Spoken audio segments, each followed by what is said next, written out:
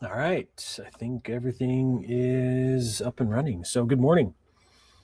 Oh, made it to the end of the long holiday weekend. It's Sunday morning. The sun's out, at least above some of the clouds we still have lingering along the Wasatch Front, but beautiful. Finally looks like winter up at Alta this morning. Temperature wise, it's bitter cold up on the slopes. We've got teens this morning. We've been about 12, 13 degrees or so. Which is what we expect this time of year. So finally seeing more seasonal temperatures kick back in after all the warmth that we had in December. Snowbird snowstake hasn't been cleared, still showing roughly 6 inches there. And with the colder temperatures, a lot of it came down after it finally cooled off with that fluffy white stuff, that greatest snow on earth that we talk about, being the lighter fluffy snow. Snow totals 24 hours, not a lot overnight, but 24-hour totals for Snowbird are 13 inches, Alta 11. Powder Mountain shows 10, 8 at Solitude, Park City Mountain 7. Had a few inches of snow along some of the Wasatch Front yesterday. A few flurries mostly overnight, nothing significant with what lake-enhanced precipitation we did see. But temperatures are going to stay cold at the mountains, so plan on a Bluebird ski day now that the storm system is exiting. Temperatures will climb to about 19 at noon and 21 this afternoon. Cassie's asking, when are we going to get it in the valleys? Yeah, some people saw some snow. The lowermost valleys, airport did finally report a tenth of an inch of snow, but not still looking like any great valley snowstorms are in the works, Cassie. We've got to hold our breaths a little longer, I guess. In fact, the next batch of weather we're going to show you moving in will likely be rain. Or if it does start as snow, we'll transition to rain with warmer temperatures moving in. So, yeah, not a big winter like last winter for the valleys. -2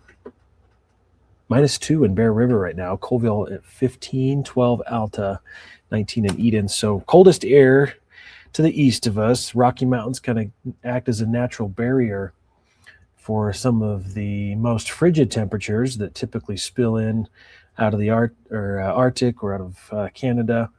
And so we're in the 20s right now, but much colder than this time yesterday. So you can see the impact statewide, 10 degrees even colder in St. George now that the northwest flow is in place.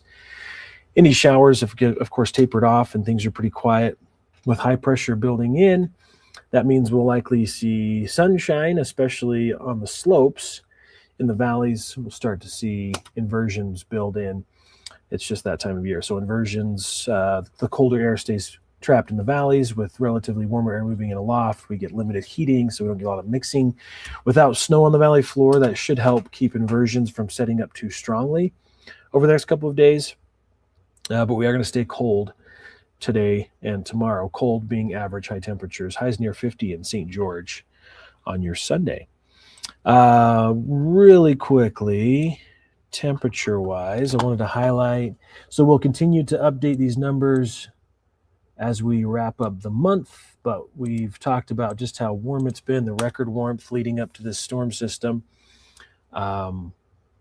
We had multiple days of 67 degrees, the latest 67-degree reading ever recorded in Salt Lake City. And we're at 9 60-degree days for December, which is the most we've ever had.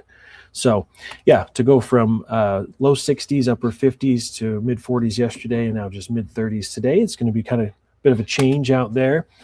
We'll start to chip away at some of these more drastic numbers above the previous records. So, or I guess their current record still from 1917, because we haven't wrapped up December just yet, but we're trending 53.4 degrees for our average high temperature.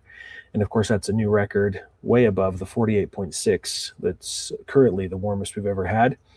We've had record warm overnight lows, 37.8, current record's 35.1, and our average temperature, between the highs and lows is 45.6 versus the current record of 41.9. So, yeah, we've been roughly 4 degrees warmer on average for the month than we've ever been previously. And our average temperature for the month of December is 32 degrees.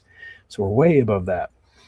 Current trend, yeah, showing that cold air up in the northern plains, the upper Midwest. 6 degrees is all we're seeing in Rapid City. Let's see, we went through temperatures already. Let me go. It's kind of cycling through the same graphics. Let's move forward. Changes. So with high pressure, plan on some haze building in, as we mentioned, through midweek. Things look pretty quiet if you're going to be traveling home. If you're traveling at all this week for the New Year, New Year's Eve could stay on the quiet side, although models are still trying to figure out timing with this next wave of moisture that moves up from the south. So this is New Year's Eve, Wednesday. We'll start to see increasing cloud cover. High pressure shifts to the east, and then showers will start to move in late New Year's Eve, if not early New Year's Day. Valley rain, mountain snow, where it is coming from the south. Again, it's tapping into warmer air. It's a moist air, so it should put some decent snowfall in our mountain areas. And we'll be tracking some of the snow elevations, but it could start as snow in the valleys, but then transition, especially if there's inversion in place, transition over to rain as it kind of mixes out that layer.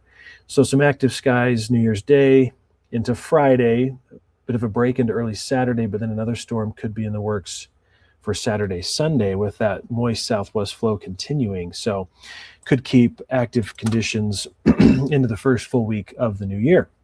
In fact, that's what a lot of the long-range models are showing, as we could continue to see above average moisture, which we desperately need, especially in southern central Utah. In fact, statewide, we're just in dire need for some precipitation. And looks like we'll get it. Might just be in the form of rain in the valleys, but at least the mountains will see some snow. Not really impressive, of course, this far out snow totals. A lot of the moisture gets wrung out over the high Sierra, as you see in California, so they're going to get copious amounts of snow, but by the time it gets to us, it's less energized.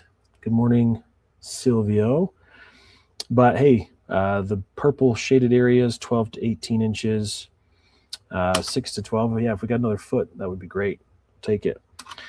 Forecast today, mostly sunshine, colder temperatures. We're looking 34 in Brigham,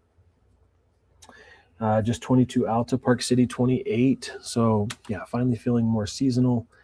And plan on the cold. That's what we want. That's what we get this time of year, and we're seeing it finally. So at least for the next couple of days, 30s, mid 30s to low 30s for the Wasatch Front, Tooele 32. Light winds today, and then southern Utah, we'll just dive there real quick. Mostly sunshine, light winds, and temperatures, kind of a mixed bag between the 30s and 40s, near 50 for St. George, in fact. Expecting about 49 today, 50, low 50s on Monday, Tuesday, partly cloudy skies, so increasing cloud cover on New Year's Eve, showers New Year's Day, Friday, and in Saturday as well, with temperatures staying about mid-50s. With that southwest flow, we're going to stay above average. So normal high is 37. We're going to be 36 today, 38 tomorrow. 40s expected Wednesday, Thursday.